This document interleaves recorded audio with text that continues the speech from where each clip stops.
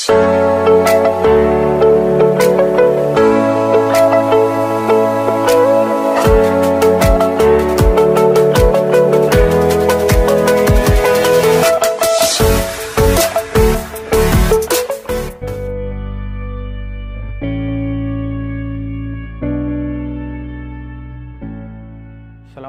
warahmatullahi wabarakatuh. Kembali lagi di channel kami Diskusi Solusi Hukum, memberikan solusi permasalahan hukum. Nah, hari ini kita telah membaca di grup Facebook, di grup konsultasi hukum gratis, mengenai pertanyaan teman-teman kita tentang kasus perceraian. Nah, langsung saja kita baca dari Anang Putra Radikal. Assalamualaikum semua rekan-rekan, saya ingin bertanya tentang kasus saudara laki-laki saya. Awal perkara perceraian Pengadilan Agama yang digandeng Pengadilan Negeri, KDRT. Istri hanya luka memar sepele. Posisi kasus KDRT sudah vonis kurungan 3 bulan. Lalu banding ke Pengadilan Tinggi. Untuk memperjuangkan agar vonis berubah ringan atau tahanan kota, kira-kira apa yang harus dilakukan? Status tersangka atau suami tidak ditahan. Jika dibanding kasasi, bisa nggak sampai melakukan PK kembali karena waktu awal semua BAP tidak sesuai realita dan saksi meringankan dari pihak tersangka tidak dihadirkan? Atau mungkin ada cara lain upaya menurunkan hukuman? Tolong masukannya. Dimudahkan rezekinya semua yang membalas. Nah, di sini ada 2 kasus. Yang pertama, bahwa suaminya telah divonis di Pengadilan Negeri tentang kasus kekerasan dalam rumah tangga. Yang kedua, kasus perceraiannya sedang berjalan di Pengadilan Agama. Nah, kalau mempertanyakan tentang status tersangka, kemudian merubah status tahanan, ini tidak bisa lagi. Karena status penahanan itu dirubah ketika memasuki proses kejaksaan. Apabila proses kejaksaan, maka statusnya itu telah apakah ditangguhkan tahanan luar ataupun tahanan kota. Kalau statusnya tahanan kota, maka selama proses persidangan itu akan dikurangi masa tahanan. Nah, untuk itu di sini juga dijelaskan bahwa tersangka, saksi yang meringankan tersangka tidak dihadirkan. Nah, ini merupakan kelalaian dalam persidangan. Tentunya itu merupakan kesempatan bagi terdakwanya dalam persidangan untuk menghadirkan saksi. Namun ia melewatkan kesempatan ini. Nah, apa upayanya? Upayanya tentu di Pengadilan Tinggi untuk membuat memori banding yang selengkap-lengkapnya, kemudian agar dipahami oleh majelis hakim. Dan ini hanya berharap kepada putusan dari Pengadilan Tinggi. Apakah putusan Pengadilan Tinggi tadi bisa merubah putusan Pengadilan Negeri, membatalkan putusan atau menguatkan. Nah, kalau kasasi ini adalah upaya setelah banding nanti di tingkat Mahkamah Agung. Lebih kurang itu. Jadi sekarang kita harus berpedoman kepada proses di Pengadilan Tinggi, tentunya menunggu hasil dari putusan Pengadilan Tinggi tersebut. Nah, apabila nanti tidak puas atau tidak setuju dengan putusan tersebut, maka dapat mengajukan upaya kasasi di Mahkamah Agung. Lebih kurang begitu. Kemudian kita lanjutkan dengan pertanyaan Mbak Wiwik. Sebelumnya minta maaf dan terima kasih. Gimana gugat cerai tanpa KK atau KTP? Masalahnya semua surat domisili dirampas suami. Nggak tahu jelas gimana pengurusan domisili. Mohon saran yang benar. Maaf buta hukum. Nah, melakukan gugatan di Pengadilan Agama memang syarat utamanya itu adanya KK, KTP, identitas sebagai penggugat, kemudian identitas tergugat, kemudian tentu akta nikahnya.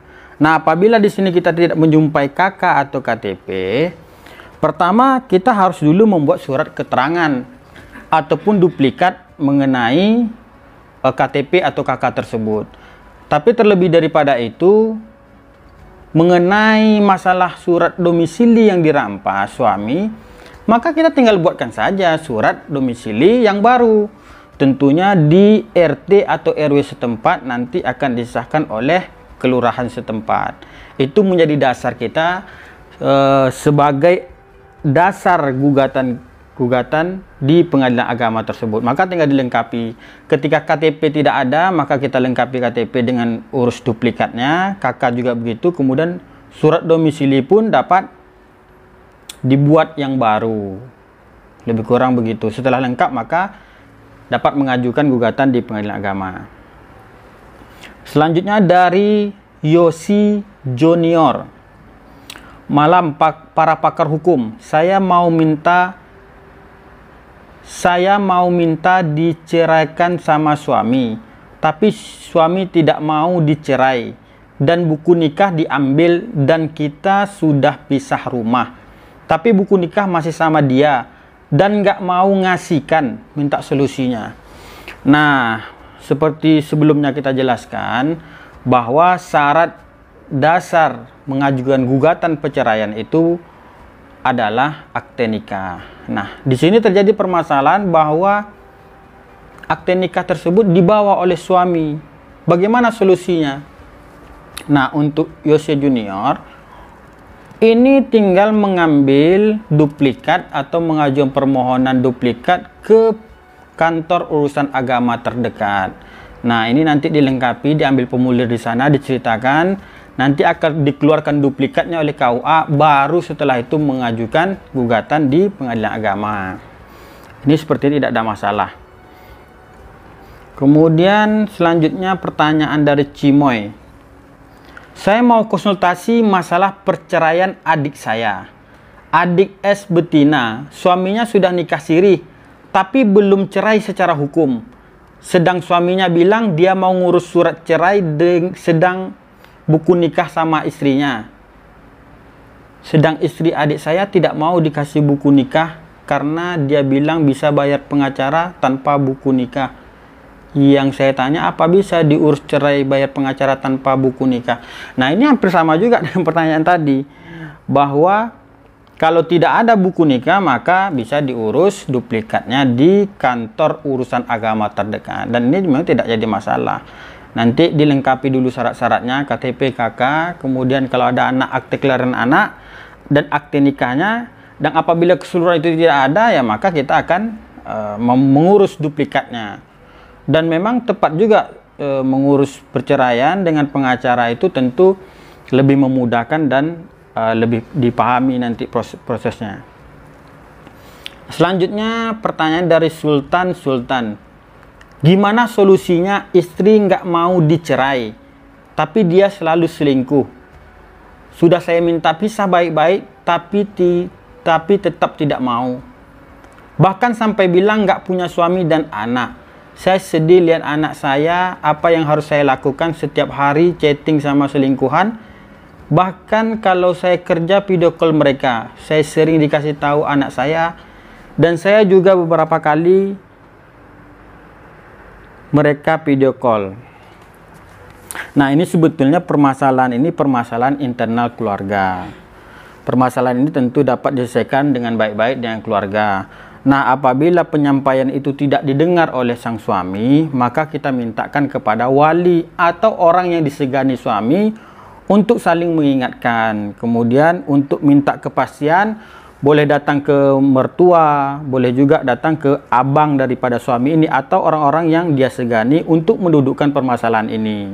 Nah, apabila itu sudah tidak dapat diupayakan lagi, maka dibenarkan untuk melakukan gugatan di pengadilan agama. Yang dalam hal ini nanti